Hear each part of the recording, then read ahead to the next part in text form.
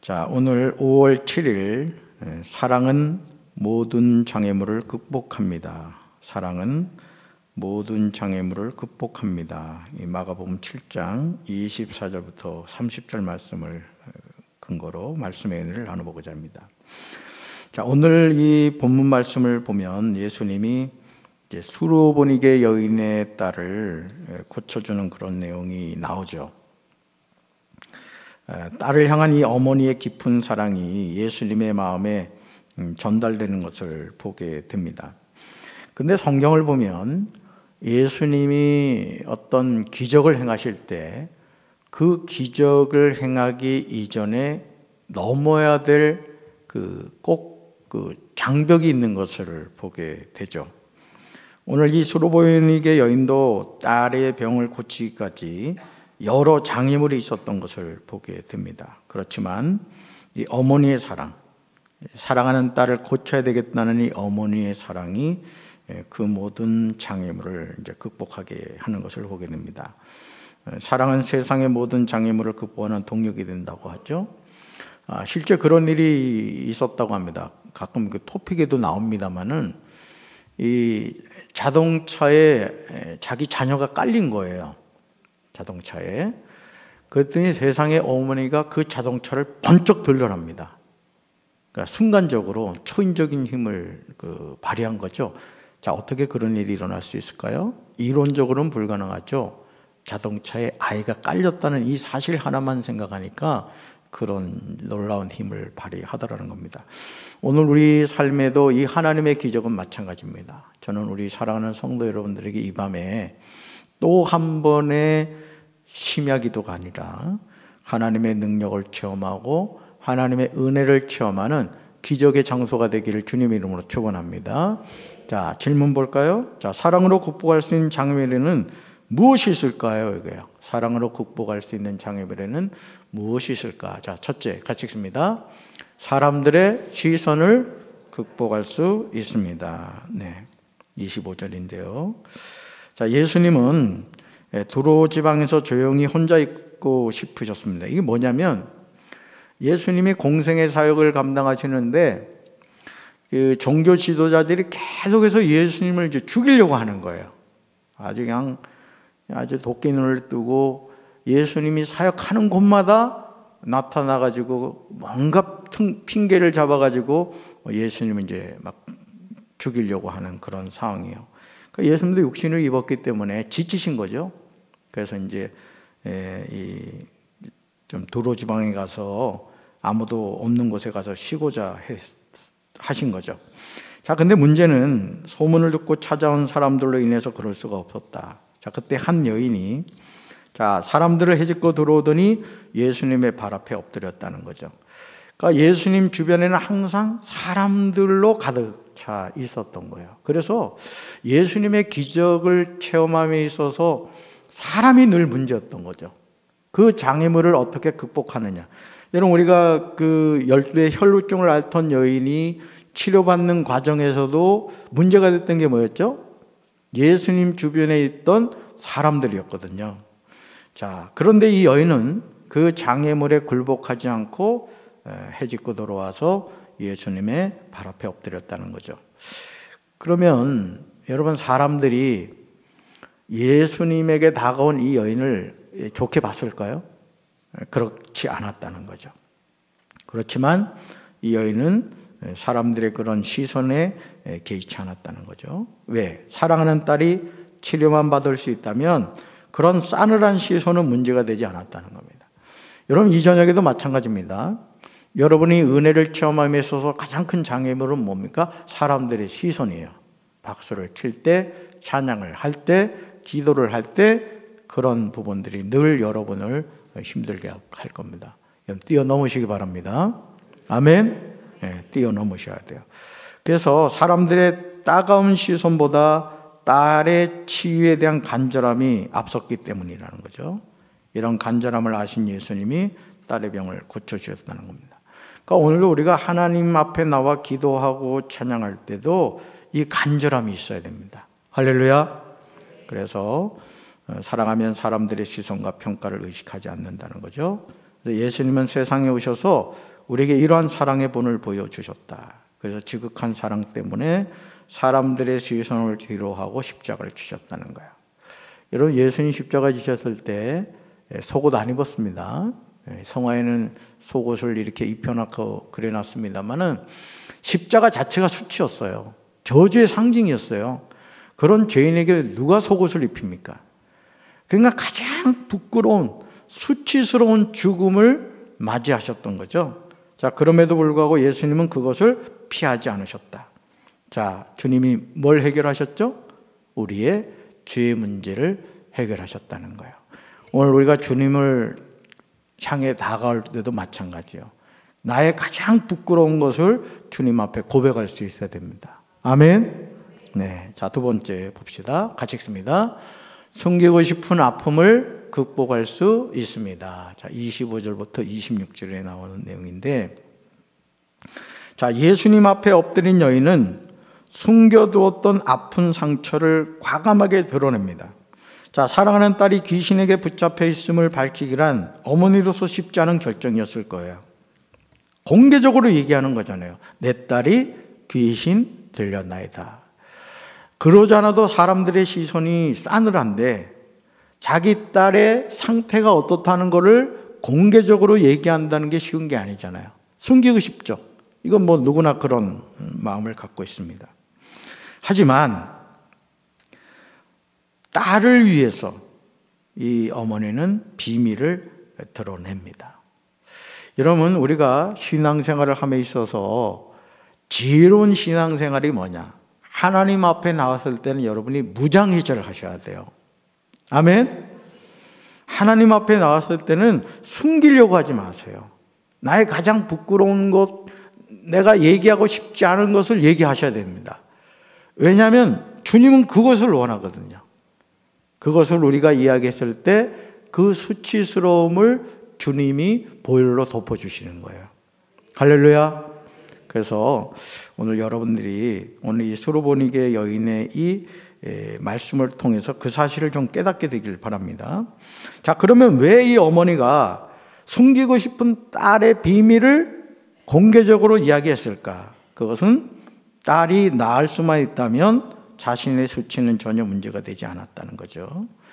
그것보다 어머니의 사랑이 더 컸던 거예요. 결국 예수님은 딸을 고쳐주셨고 모든 것이 회복되었습니다.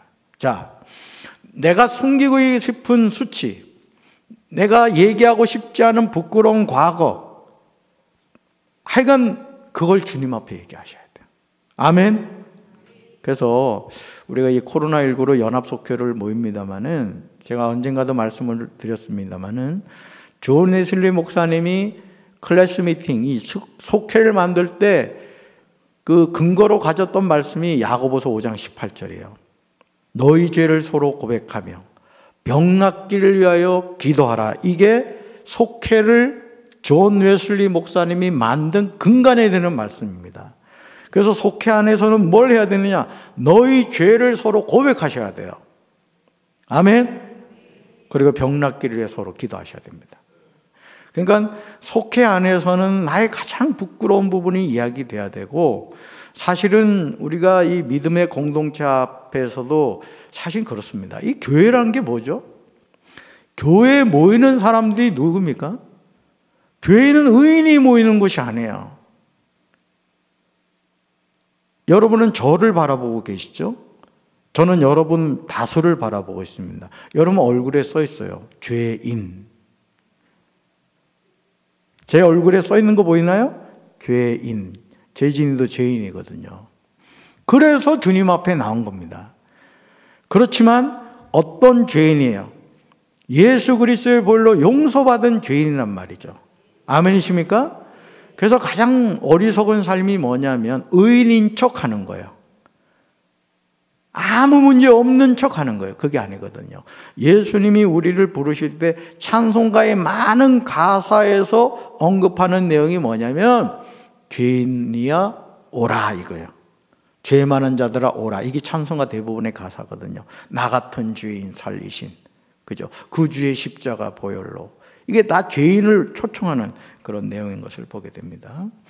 그래서 자식을 위해서라면 그 어떤 부끄러움도 개의치 않는 부모의 사랑을 통해 우리가 예수님의 사랑이 무엇인지를 깨닫게 됩니다. 그래서 예수님은 우리를 위해 십자가를 부끄러워하지 않고 친히 짊어지심으로 크고 놀라운 사랑을 나타내셨다. 자, 이 수로보니게 여인, 귀신 들린 이 여인의 딸이 어떻게 치유를 받았다고요? 숨기고 싶은 아픔을 이렇게 드러냈기 때문이에요. 그동안 꼭꼭 숨겨놓은 죄가 있다면 오늘 이 밤에 다 풀어헤치시기 바랍니다.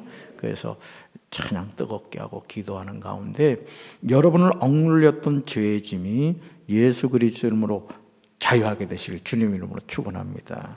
그다음 세 번째 볼까요? 같이 읽습니다. 낮은 곳으로 떨어지는 수치심을 극복할 수 있습니다. 27절부터 28절이죠. 자, 큰 결단으로 엎드린 여인에게 예수님은 평소와 다른 반응을 보이셨습니다. 참 이 정도가 돼야 돼요. 자, 예수님이 오늘 성경 말씀에 뭐라 그랬어요? 자녀들의 떡을 개들에게 먼저 줄 수 없다고 한 거예요. 저는 이 구절을 읽을 때마다 만약 담임 목사가 성도하고 이 상담을 하는데 만약에 이 말을 한다면 우리 성도들이 어떤 반응을 보일까 그런 생각을 가끔 할 때가 있어요. 또 누군가 저에게 이런 얘기를 한다면 나는 과연 어떤 반응을 보일까? 자, 자녀들의 떡을 개들에게 먼저 줄 수 없다는 것은 예수님이 지금 수로보니게 여인과 그 딸을 뭐 취급하는 거예요? 개 취급하는 겁니다. 그리고 유대인들에게는 이 개라는 짐승은 가장 아주 안 좋은 표현이에요. 안 좋은 표현이라고요. 자, 그러니까 이 여인에게 얼마나 이 말 자체가 고통이었겠습니까? 근데 이 여인은요, 배수진을 칩니다. 따릅니다. 신앙에 배수진을 쳐야 합니다. 여지를 주지 말라는 거예요. 그러니까 오늘 이 밤에 내가 수로보니게 여인처럼 나의 가장 수치스러운 것, 또 여러분 딸이 있는데 그 하나밖에 없는 딸이 귀신 들렸다 생각해 보세요. 얼마나 고통스럽겠습니까? 그러니까 이 여인은 배수진을 친 거예요. 그러니까 어떤 상황에서도 내가 거기에 넘어지지 않겠다는 어떤 마음을 가졌던 거예요. 그러니까 여인은 더 이상 내려갈 것이 없는 비참한 자리로 떨어진 거죠. 자, 그런데 이때 예수님은 아주 깜짝 놀라운 답변을 들으시죠. 뭐라고 여인이 얘기하죠? 개들도 주인의 상에서 떨어지는 부스러기를 먹는다 이거죠. 그러니까 뭐라도 달라는 거예요. 떡 안 줘도 된다. 부스러기라도 달라는 거예요. 오늘 여러분 떡을 얻고 가시길 바랍니다. 그렇지만 떡이 아니면 부스러기라도 여러분 얻어 가시길 바라요. 하나님이 주신 부스러기는 세상 것하고 비교할 것 없거든요. 자, 그렇게 하면서 이 여인이 이제 애원을 합니다. 그래서 자, 사랑하는 딸이 건강해질 수 있다면 얼마든지 낮은 자리로 떨어질 수 있다는 어머니의 고백이었죠. 사실 우리가 이런 절박함이 있어야 됩니다. 절박함. 그래서 저는 목회를 하면서도 늘 제 자신이 은혜에 굶주려 있습니다. 저 자신도 하나님의 은혜를 늘 사모해요. 왜냐하면 목사 자신도 은혜를 받지 않고는 살 수 없거든요. 여러분 그 찬양 가사 가운데 은혜 아니면 뭐 그런 찬양 있잖아요. 사실입니다. 여러분 교만해지지 마셔야 됩니다. 아멘. 그 신앙생활 하면서 여러분 늘 주바라기가 돼야 됩니다. 주님의 은혜 없이 살 수 없어요. 그러니까 괜히 막 목에 힘주지 마세요. 내가 뭐 대단한 존재인 것처럼 그러지도 마시라고요. 제가 말씀드리잖아요. 그릇은 뒤집어 놓으면 안 됩니다. 그릇은 하늘을 향해 열려 있어야 돼요. 그래야 은혜 담비가 담기는 거예요. 여러분이 하나님의 성전에 와서 말씀을 들을 때 누가 은혜 받는지 아십니까? 은혜 받기를 원하는 사람이 은혜를 받아요. 그걸 아셔야 됩니다. 그래서 제가 말씀드리잖아요. 담임 목사가 설교하면 은혜가 되고 전도사님이 설교하면 은혜가 안 된다? 이건 잘못된 신앙입니다. 제가 전도사님들한테 그러거든요. 강단에 전도사님 섰을 때는 나도 전도사님 말씀을 듣는 청중이다. 아주 당당하게 전하라고 제가 말씀을 드립니다. 여러분도 마찬가지예요. 누가 말씀을 전하더라도 우리 성도님들 아주 갑절의 은혜 받게 되길 주님의 이름으로 축원합니다. 네, 그렇습니다. 자, 그래서 이 어머니가 가졌던 것이 뭐냐? 내가 낮아짐으로 자녀가 건강해지고 살아날 수 있다면 얼마든지 내려가겠다는 이 마음, 이 사랑을 가졌던 거죠. 자, 그래서 강경하셨던 예수님은 어머니의 사랑 앞에 꼼짝없이 딸을 고쳐주셨다는 거죠. 그러니까 우리가 이 마음이 있어야 돼요. 나 오늘 은혜 받아야 됩니다. 주님, 우리 가정에 이런 문제가 있습니다. 주님, 이 문제 주님이 해결해 주셔야 됩니다. 그 간절함이 있어야 돼요. 자, 그래서 수로보니게 여인이 보여준 사랑을 통해 부모님의 사랑을 다시금 되새겨 봐야 된다는 거죠. 저도 둘째 아들입니다마는 삼형제 가운데 둘째고 오남매 가운데 넘버 4입니다. 제가 넘버 4예요. 근데 참 저도 그렇게 효도를 못합니다.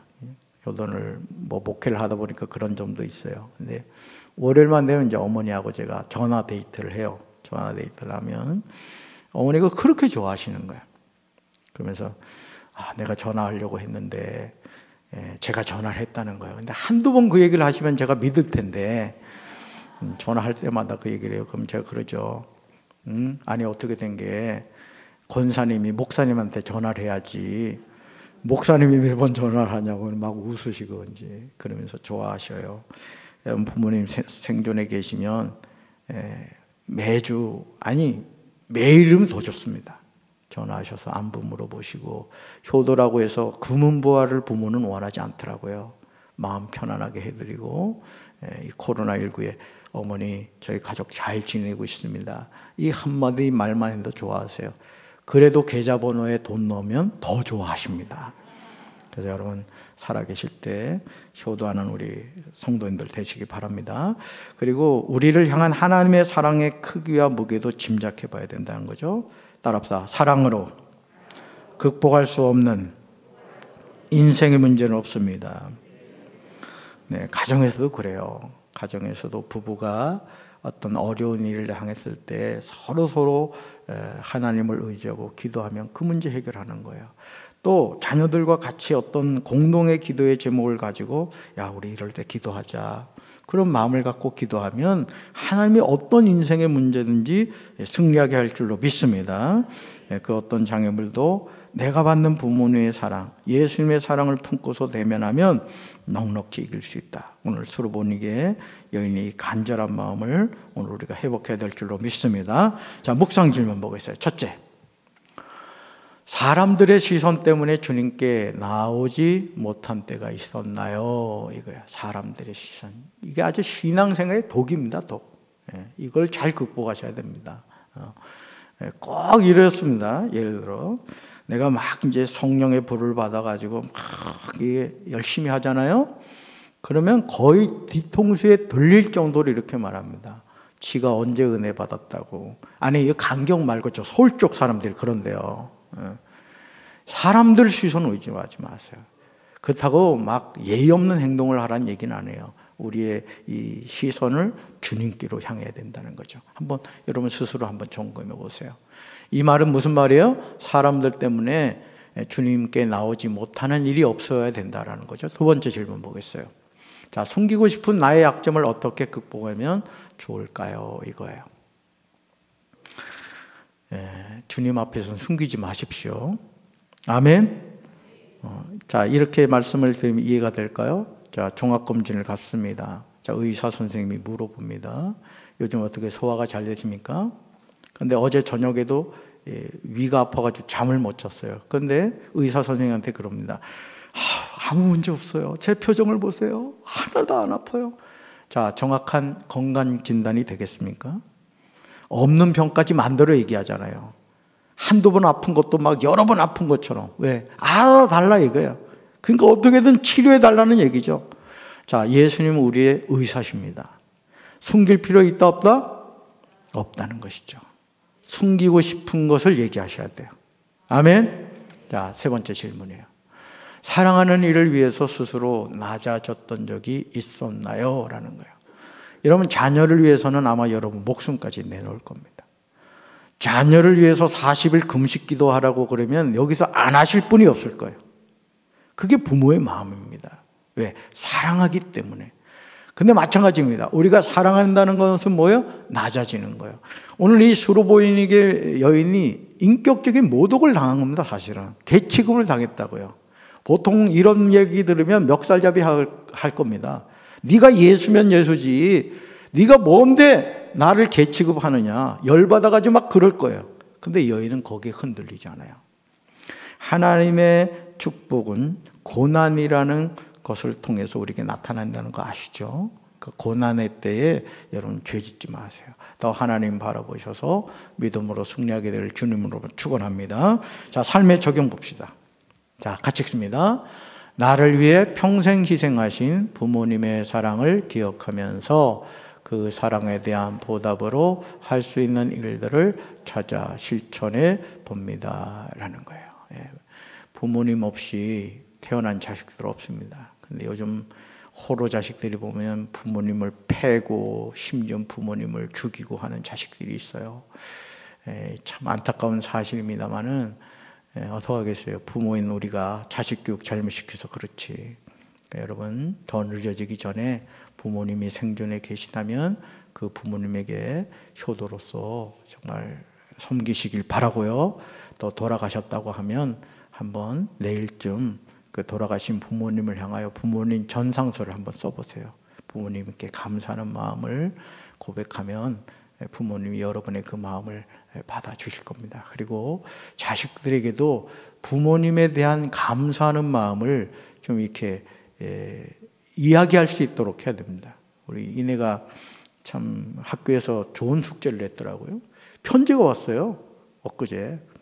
아마 선생님이 쓰라고 한 것 같아. 저희 집사람한테 편지 쓰고 저한테 편지를 썼는데 우리 아내에게 쓴 편지는 상당히 사무적인 편지였습니다. 저에게 쓴 편지는 가슴에 다가오는 그런 이 모녀의 관계는 좀 그렇구나, 제가 그걸 느꼈는데 참 그걸 받으면서 아이가 커간다는 걸 느끼겠더라고요. 그러니까 여러분도 그런 마음을 부모님 계시다면 고백하는 그런 시간이 되시면 좋겠습니다. 자, 우리 찬송가